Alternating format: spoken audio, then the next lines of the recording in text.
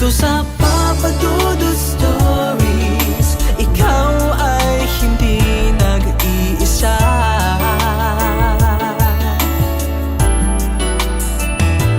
Dito sa Papa Dudut Stories, may nagmamahal sa'yo. Papa Dudut Stories, Papa Dudut Stories,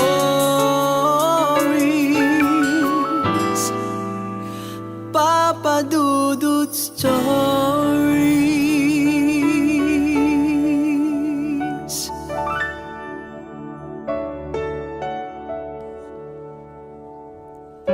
Magandang araw po sa inyo, Papa Dudut. Nais ko pong ibahagi ang aking kwento upang gumaan ng aking nararamdaman. Dahil hindi ko po kayang kausapin sa chat o sa personal ang taong pinipilit kong kalimutan, 6 na taon na ang nakakalipas. Ako po si MM, hindi ko po tunay na pangalan. 2012 nang ako ay mag-enroll sa kolehiyo. Hindi gaanong kakilala ang kolehiyo na pinasukan ko, ngunit kilala ito sa gawing Rizal. Kasama kong pumasok sa kolehiyo ang best friend kong si Caridad. Naging magkaibigan kami mula noong kami ay 3rd year high school sa isang pampublikong eskwelahan na malapit sa amin. Napagkasunduan namin ng best friend ko na parehas kami ng kurso na kukunin para maging magkaklase muli kami. Nang mag-umpisa kaming pumasok ay kami ng best friend ko ang magkatabi sa upuan. At gaya ng tradisyon, sa unang araw ng schooling ay kailangang maghanda ng mga sasabihin upang ipakilala ang sarili. Papa Dudut, hindi ako palaayos sa aking sarili ng mga panahon na yon. Kaya't mukha akong neneng sa itsura ko. Papa Dudut, hindi po ako friendly lalo na sa mga strangers sa paningin ko. Kaya akala nila ay masungit ako. Sa kalagitnaan ng first semester, nagkaroon kami ni Caridad ng bagong kaibigan. Siya ay si Hanalyn. At nasundan pa ng 4 na magiging malalapit ko ding kaibigan. Sa kanila ako natutong magayos ng sarili. Magsuklay ng buhok bago umuwi, magpulbos, maglipstick at magkilay. Sila din ang nagturo sa aking gumamit ng mga sabong pampaputi at marami pa. May iba't iba kaming mga pag-uugali pero nagkakasundo kami sa mga kalokohan. Sobrang saya naming magkakasama at tipong hindi kami mapaghihiwalay. Bago matapos ang semester ay inalok kami ni Hanalyn ng aming class advisor at PA coordinator ng university na mag-SA or student assistant sa kanya. At ang kapalit ay hindi namin kailangang mag-test, mag-project at pumasok sa klase niya. Pumayag din naman kami ni Hanalyn sa inaalok sa amin ng aming advisor. At nung araw ding yon ay nag-umpisa kaming maging isang SA. Kami ang humahawak ng mga kagamitan na ginagamit ng mga varsity ng school. Sa amin lumalapit ang mga estudyante para sa kanilang kakailanganin sa mga event ng eskwelahan. Naging mahirap ang gawain sa amin ng kaibigan kong si Hanalyn dahil metikulosa ang aming advisor sa mga gamit. Kaya't araw-araw naming nililinis ang gamit. Sa kabilang banda ay naging masaya kami ni Hanalyn dahil marami ang naging kaibigan namin at natuto akong maging friendly at masasabi kong naging kilala kami sa aming university dahil sa pagiging student assistant. Sa second semester na unang taon namin ni Hanalyn bilang SA ay halos lahat ng varsity ng university ay nakilala na namin. Sa tulong ng mga kaibigan ko, Papa Dudut, ay masasabi kong nag-glow up ako mula ulo hanggang paa. Marami ang nagpaparamdam sa akin para ligawan, mapa babae man o lalaki. At sa aming magkakaibigan ay 2 kami ni Yayang, isa sa mga kaibigan ko ang madalas na ligawan. Papasok ako sa school ng 7 ng umaga at uuwi ng 8 ng gabi. Papa Dudut, araw-araw ganon ang pasok namin ni Hanalyn, kaya't nakasanayan na namin ang ganong sistema. Kaya't ang mga kaibigan ko ay nasanay na ring umuwi ng gabi dahil sa amin ni Hanalyn. At sa bawat gabi na uuwi kami, Papa Dudut, ay nilalakad lang namin ang 7 kilometro papuntang main road. Meron namang pwedeng sakyan papunta ng main road pero mas pinipili naming magkakaibigan ang maglakad dahil masaya kaming naghahabulan, nagkakantahan at nag-aasaran sa ilalim ng bituin at malamig na simoy ng hangin. At masasabi kong priceless ang bawat tagpo ng mga oras na yon. Isang hapon sa loob ng office habang nililinis namin ang mahabang wire extension, pumasok ang advisor namin kasama ang 5 lalaki. Nakikipagbiruan sila sa aming advisor at mukha silang masaya na nakikipag-usap sa kanya. Tumalikod ako sa kanila at pinagpatuloy ko ang pagpupunas. Pakibigyan nga sila ng bola na pang table tennis, yung kulay puti ha. Ma'am, marami po kami oh. Hindi po pwedeng 2 man lang? Oo nga po ma'am, para makapasok kami sa SCUAA. Kailangan namin mag-practice para lumabas ang aming mga muscles. Sabay-sabay silang nagtawanan sa corny jokes ng isa. Ibinigay ko ang bola sa kanila nang hindi ngumingiti at hindi sila tinitignan. Senyales na hindi ako nakikipagkaibigan sa kanila. Bumalik na ako sa pagpupunas ng mga wire. Pumasok si Caridad sa office upang tawagin kami ni Hanalyn dahil dumating na ang professor namin sa subject ng bioscience. Agad din naman naming tinapos ang gawain na nagpaalam kami sa aming advisor at dali-daling tumakbo papunta sa 3rd floor. Iniwan namin sila sa loob ng office kasama ang advisor namin, Papa Dudut. Oo, sila ang varsity ng table tennis at yon ang unang beses na nakita ko sila. Makalipas ang ilang araw mula nang pumunta sila sa office ay bumalik muli sila para manghiram ng bola. Pumasok silang 5 sa loob ng office at hinahanap ang advisor namin. Si Hanalyn ang nakikipag-usap sa kanila at sinabing wala doon ang aming advisor. Pwede ba kami manghiram ng bola? Ay, wala pong binilin sa amin si ma'am eh. Kay Ma'am Teng, na lang po kayo magpaalam. Papadudot pinipilit nilang manghiram ng bola kay Hanalyn kaya't sumagot na ako sa kanilang pag-uusap. Pwede po bang lumabas na kayo dahil wala kayong mahihiram na bola dito? 5 piso lang ang bola, bakit di kayo bumili? Last time na humiram kayo ng bola, hindi nyo naman binalik. Kaya mga sir, pwedeng lumabas na kayo? Pikon ko na sinambit sa kanila. Nagkatinginan silang 5 at dali-daling lumabas. Napatingin sa akin si Hanalyn dahil first time niya na makita ako ng ganon. Umiti ako kay Hanalyn sabay kumindat. Senyales na okay lang ako. Naging effective ang naging estilo ko sa kanila nang sa gayon ay hindi na sila mangulit kay Hanalyn para manghiram ng bola. Habang nag-check ako ng mga requirements ng mga varsity ay nakita ko ang mga papel ng table tennis at nakita ko ang mga itsura at pangalan nila. Sila ay sina Maron at Brian, hindi nila tunay na pangalan. In fairness sa kanila, Papa Dudut, ay kumpleto sila sa requirements, hindi gaya ng iba. Isang hapon kakatapos lang ng aming klase ay napadaan sila sa koridor kung saan nakaupo kaming magkakaibigan sa bintana ng koridor at masayang nagkwekwentuhan.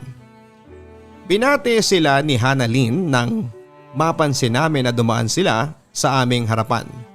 Sabay-sabay silang nagtinginan sa amin at bahagyang nagulat dahil binati sila ng kaibigan ko. Masaya nilang binati si Hanalyn at napansin kong pasulyap-sulyap si Maron sa akin na tipong nakikipagkaibigan. Napansin ko na may hawak na gitara ang isa nilang kaibigan na si Jared. Hindi tunay na pangalan. Dahil miss na miss ko ng tumugtog ng gitara ay bigla na lang akong napatanong ng kaninong gitara yan. Kay Jared niyang gitara, ang sabi ni Maron. Oo, akin po tong gitara. Gusto mo manghiram? Hindi ba nag-aaral ka mag-gitara?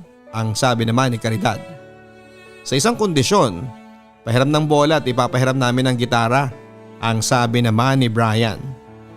Sige, basta ibalik niyo yung bola nang walang sira at maayos sa loob ng 1 oras ha, ang sabi ko naman. Sa tagbong yon ay nakipagnegosasyon ako sa kanila at yon ang unang beses na magkaroon kami ng maayos na pag-uusap. Tuwing hapon ay tumatambay kaming mga magkakaibigan sa koridor at doon kami masayang nag-uusap at nag-aasaran na magkakaibigan. Madalas silang dumadaan sa koridor at nakikita kaming masaya, naghaharutan sa labas ng aming room. May mga pagkakataon papadudot na nakikipag-jamming sa amin sina Maron at ng mga kaibigan niya. Yun na pala papadudot ang simula ng pagiging malapit namin sa kanila.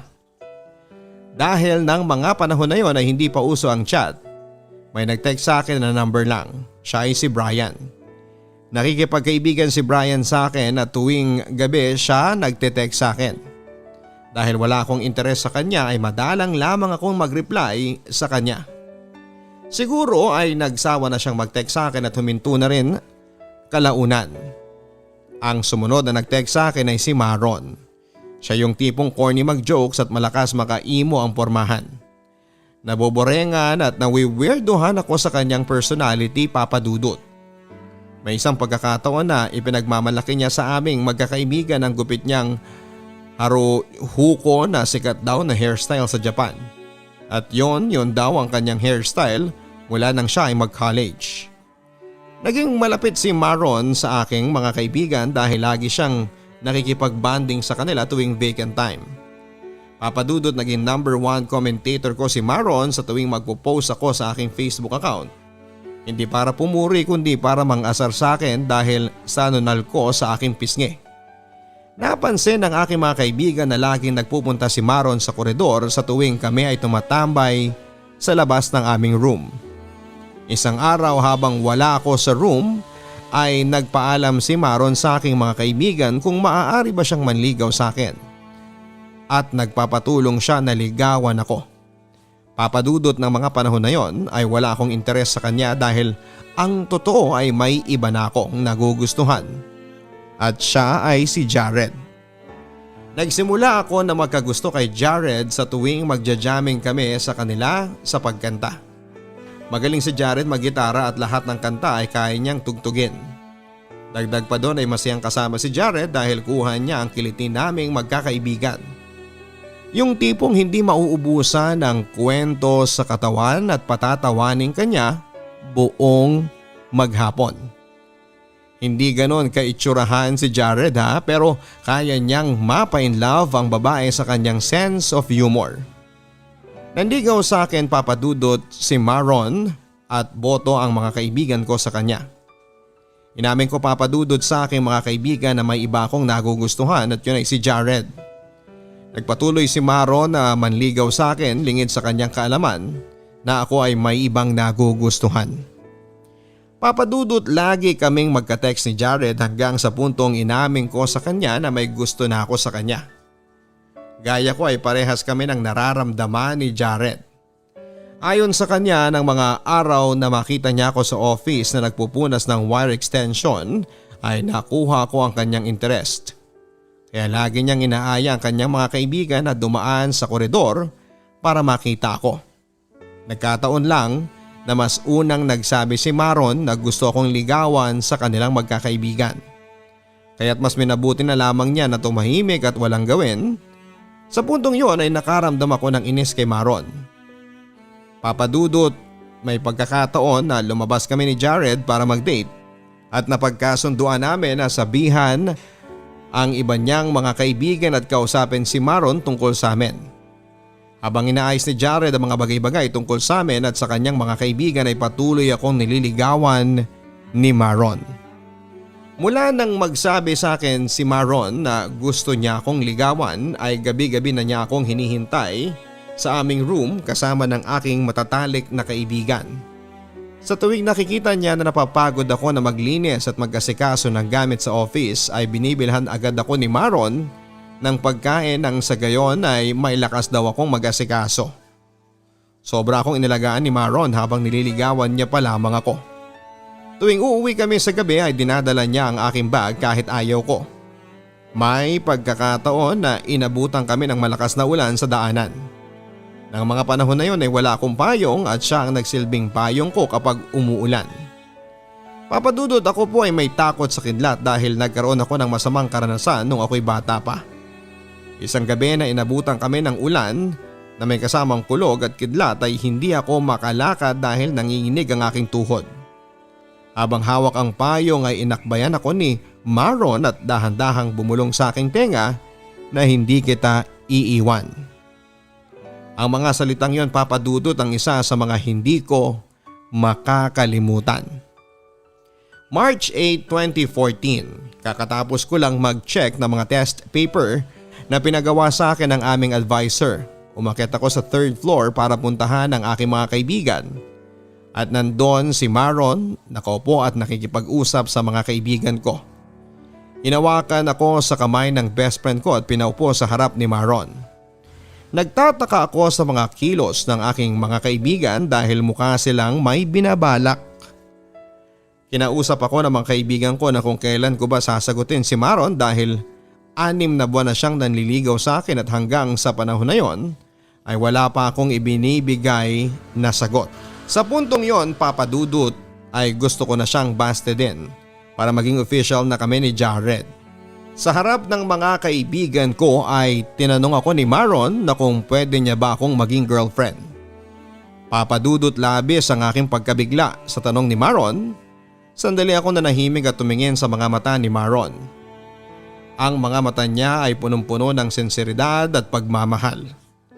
Habang naghihintay ng sagot ang mga kaibigan ko ay nag-isip akong hindi deserving si Maron na mapahiya sa harap ng mga kaibigan ko at dahil na rin sa mga mabubuting ginawa niya para sa akin. Naisip ko na sagutin siya at makikipaghiwalay after a week at sasabihin kong hindi nag-work. Kaya't ng mga oras na yon ay nagdesisyon ako na sagutin si Maron. Nakita ko sa mga mata ni Maron ang saya at galak. Sa sobra niyang tuwa ay napayakap siya sa akin. Naghiyawa ng mga kaibigan at kinongratulate si Maron. Pero sa puso ko ay nakakaramdam ako ng lungkot at pagsisisi. Nalaman ni Jared ang tungkol sa amin ni Maron, Papa Dudut, at bigla na lang itong naging malamig at hindi siya nagte-text sa akin at dinededma ang mga tawag ko. Kasabay ng panahon na yon ay naging busy ako dahil sa nagtitiping kami para sa aming project sa English. Ako ang napili ng mga classmate ko na gumanap na leading lady. Naging sobrang busy ako at nawalan ako ng oras para ayusin ang problema ko kay Jared. Habang si Maron ay pinipilit na sumama sa taping namin para makasama ako at maalagaan. Papa Dudut, hindi ko naman namalayan na mabilis na lumipas ang 1 linggo na hindi ko nagawang makipaghiwalay kay Maron. Mula na maging kami ni Maron ay lagi na niya akong inahantay sa labas ng gate ng university para sunduin at pupunta sa classroom tuwing vacant at uwian. Nakita ko ang pagmamahal ni Maron sa akin. Kaya't pinagluto ko siya ng adobo na paborito niya. Kahit na hindi ganon ako kagaling magluto ay ipinakita niya sa akin na masarap daw ang luto ko. Lagi akong inaalayan ang kanta ni Maron ng kanta na gustong gusto niya na Ikaw at Ako ni TJ and Without You ni AJ. Papa Dudut, hindi ko namalaya na unti-unti ko nang nakikita ang halaga ni Maron. Sumapit ang summer, nagpa siya ako na mag part-time job sa isang fast food dahil hindi na kayang suportahan ng mga magulang ko ang tuition ko. Naging busy ako ng panahon na yon, Papa Dudut, at hindi ko napansin na wala na pala akong time para kay Maron. Nag-away kami at humingi siya ng cool off sa akin. Nakaramdam ako, Papa Dudut, ng sakit sa puso pero pinagbigyan ko siya sa kagustuhan niya. Lumipas ang summer at 3rd year college na ako sa pasukan. Pagpasok ko, Papa Dudut, ang hanap ng aking mga mata ay si Maron. Baka sa mukha ko ang kalungkutan. Ngunit pinipilit kong maging okay sa mata ng aking mga kaibigan. Isang text ang na-receive ng cellphone ko at yon ay galing kay Maron. Humingi siya ng sorry at nakikipag-ayos muli.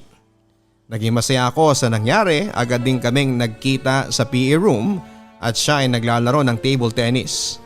Baka sa mukha niya ang saya habang siya ay naglalaro. Nang matapos silang maglaro ay nagpaalam na ang kanyang mga kalaro na sila ay uuwi na. Naiwan kami ni Maron sa loob ng room habang nagpapalit ng damit si Maron ng kanyang malinis na damit at tumabi siya sa tabi ko. Biglang bumilis ang tibok ng puso ko at nag-init ang mukha ko. Tila ako naging estatwa sa kinakaupuan ko at tumingin sa akin si Maron at biglang natawa. Pinisil niya ang ilong ko para maging okay ako. Pinilit kong wag magpahalata kay Maron na ako ay kinakabahan kaya tumayo ako at inaya siya na umuwi na. Pero hinawakan ni Maron ang kamay ko at hinila upang umupong muli. Sa puntong yon, Papa Dudut, ay tumingin na ako kay Maron at dahan-dahan na niya akong niyakap ng mahigpit. Naging komportable ako sa bisig ni Maron at niyakap ko din siya. Dahan-dahan ding nilapit ni Maron ang mukha niya sa akin at dahan-dahan niya akong hinalikan. Sa unang pagkakataon, Papa Dudut, ay naramdaman ko ang unang halik kay Maron.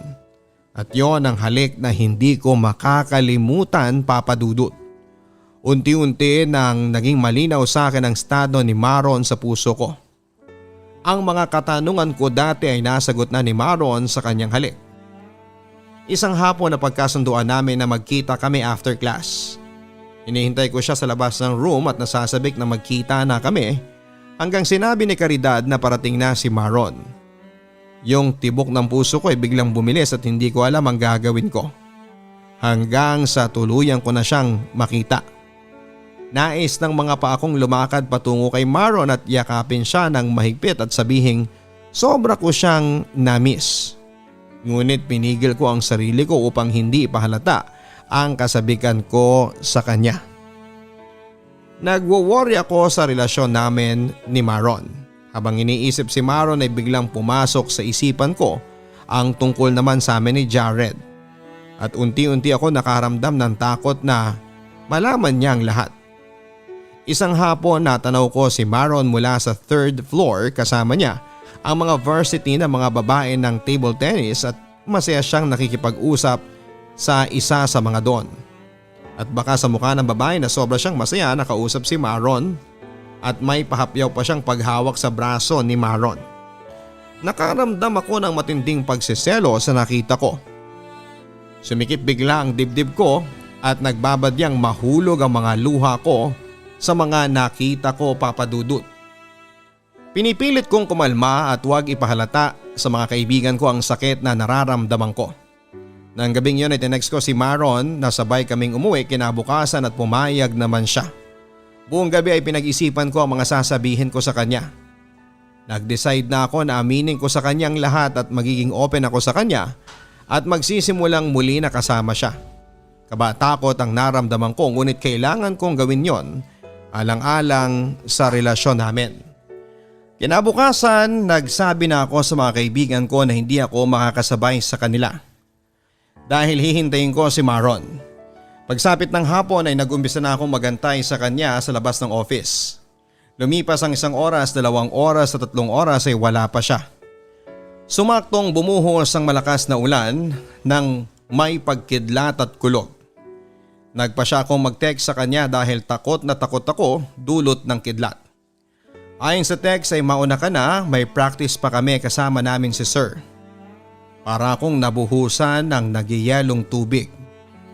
Yung pakiramdam na pinaghandaan mo ang lahat ng mga sasabihin at pinalakas mo ang loob mo sa kanya, pero siya naman ay binaliwala lang yon ang basta-basta. Kung kailan handa ko nang lumaban para makasama siya at iparamdam kung sino siya sa buhay ko, ay napagkaitan na ako ng pagkakataon. Yung inakala mo na siya na ang magpapayong sayo sa gitna ng ulan at iayakap sayo upang mawala ang takot dulot ng kulog.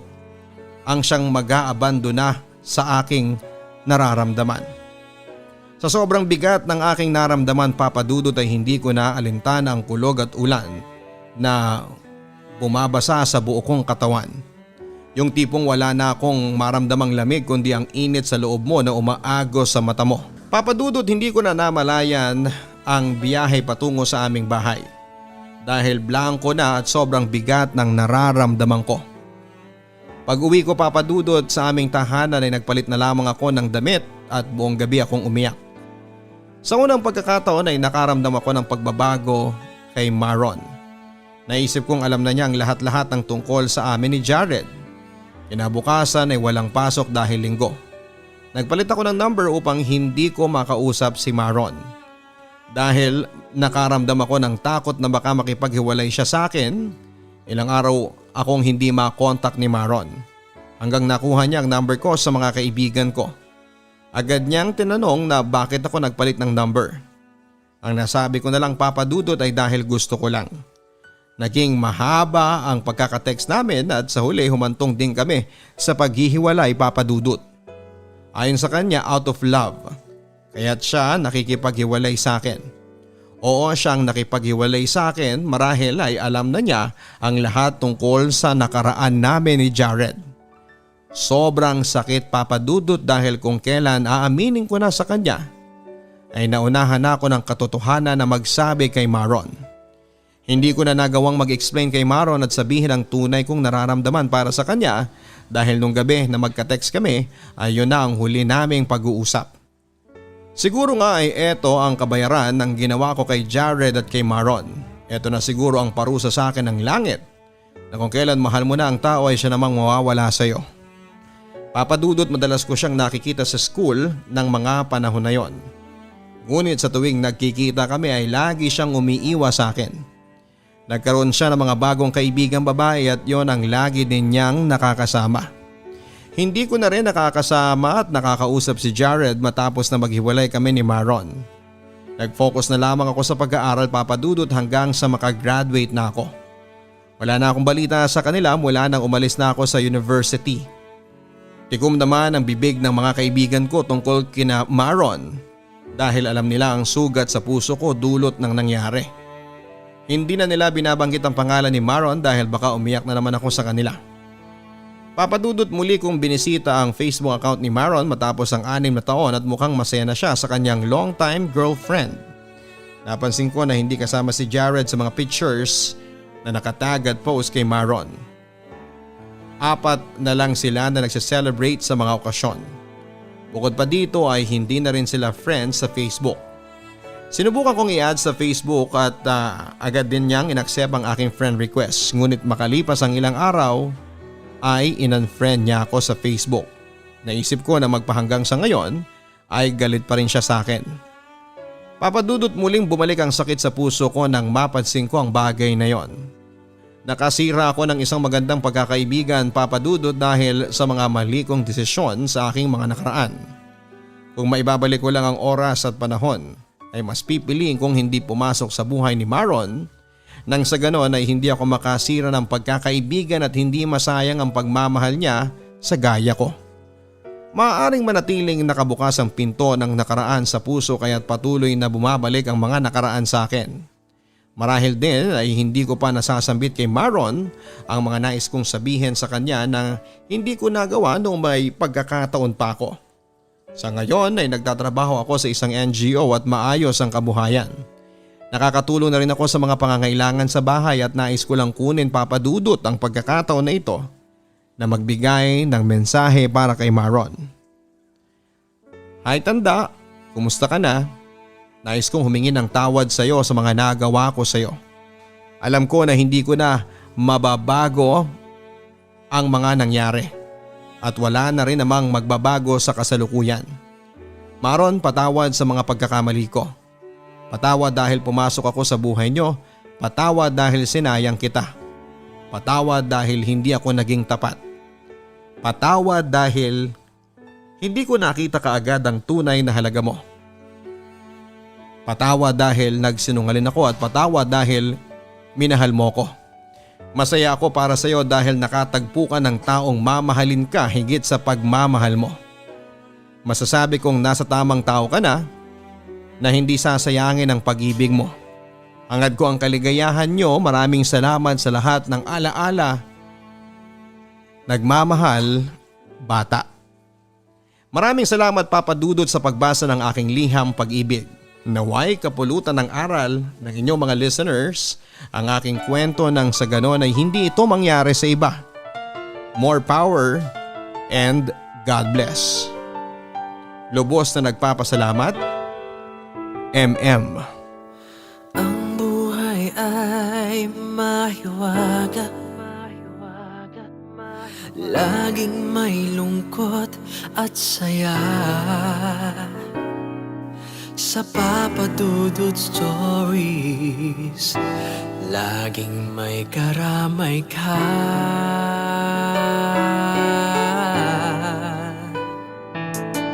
Mga problemang kay bigat, dito ay pakikinggan ka.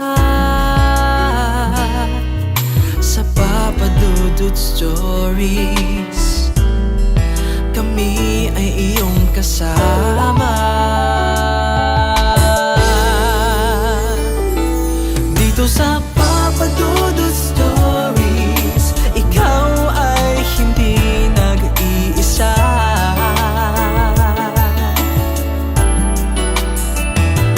Dito sa Papa Dudut Stories, may nagmamahal sa'yo.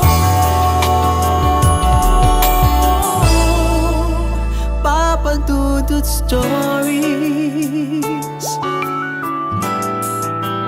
Papa Dudut Stories.